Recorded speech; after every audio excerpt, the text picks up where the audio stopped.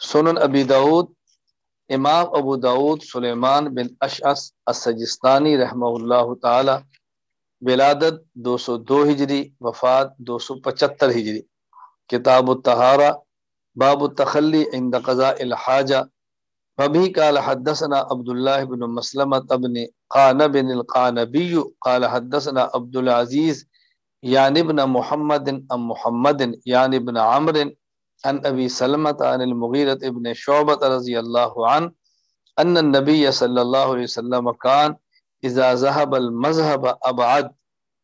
حضرت مغیرہ بن شعبہ رضی اللہ تعالیٰ عنہ فرماتے ہیں کہ رسول اکرم صلی اللہ علیہ وسلم جب قضاء حاجت کے لیے تشریف لے جاتے تو بہت دور جاتے تھے۔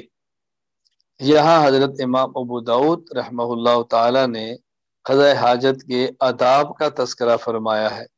کہ بول اور براز کرنا انسان کی ایک ذاتی ضرورت ہے، طبی ضرورت ہے جس کو پورا کرنا ضروری ہے، لیکن یہ اس وقت کی بات ہے جب گھروں میں یا گھر کے متصل بیت الخلاء بنے ہوئے نہیں تھے، تو رسول اکرم صلی اللہ علیہ وسلم قضاء حاجت کے لیے دور جاتے۔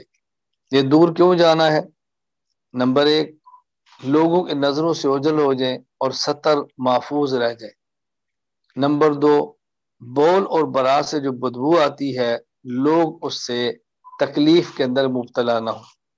نمبر تین، پس اوقات بول و براز کے وقت آواز آتی ہے تو لوگ اس مکروہ اور ناپسندیدہ آواز سے محفوظ رہے۔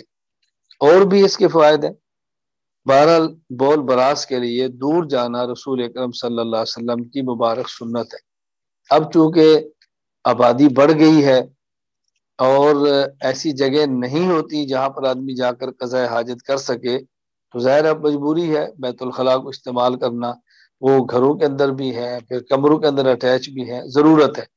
تو اس عذر کی بنیاد پر اب ظاہر ہے گھر پہ رہنا آدمی دور تو نہیں جا سکتا، لیکن اب بھی جہاں تک ممکن ہو قضاء حاجت کے وقت کے اس کا اہتمام کرنا چاہیے کہ ستر نظر نہ آئے کسی کو اور لوگ بدبو سے محفوظ رہیں۔ ان چیزوں کا خیال اب بھی کرنا ہے، اور ہر حالت میں ہم نے طہارت کا خیال کرنا ہے اور ان باتوں سے بچنا ہے کہ جو انسانیت کے لیے تکلیف دہ ہوں۔